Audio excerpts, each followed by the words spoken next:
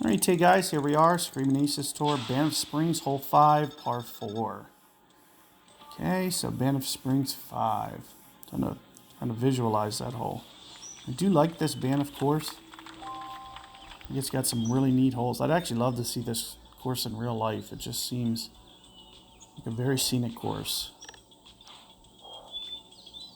So here you can see headwind.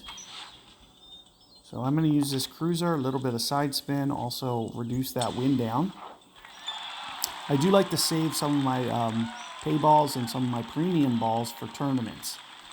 I do find, I might use balls like that in the tournament, but for tour, I'm a little bit more casual. I'll still pull them out if I need them, but if I know that I'm not going to need them, then I do like to just save them up a little bit. So here you can see I'm going to pull up towards max here. You can see it's landing on kind of a down slope or upslope, so it's not going to roll out very much. But we do have this tailwind, which is going to help the ball to roll out some. I'm thinking somewhere around maybe 3 bars here. Of course, we're at the max line, so I'm going to pull almost to 3 rings. Straight down, of course. I'm thinking right there. And the tailwind is going to help that ball guide to stretch out. It's also dependent upon where it lands. As it landed on that upslope, it looks like it did. And it just lost a little bit to the left. It really kicked to the left pretty hard there. So, it looked I was a little off with my alignment. I kind of saw my opponent kind of in the way of my guide a little bit.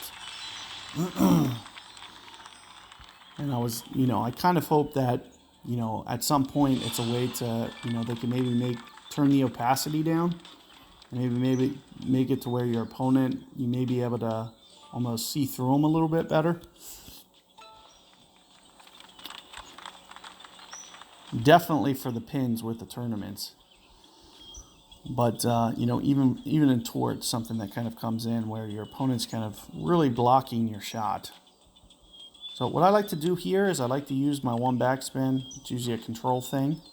And I'll usually put the guide right around here. So if I use this as my alignment and 3.3, I'm thinking it's a hair more than, a ring and a half. A little bit under a ring and a half here.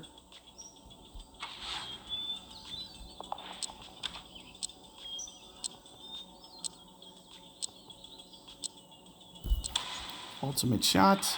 I do expect that to give me a pretty good chance here. So it just misses. I did keep it just a little bit long. I think I'm going to stay in and take this one down, but it's closer than I wanted it to be. Ooh, man.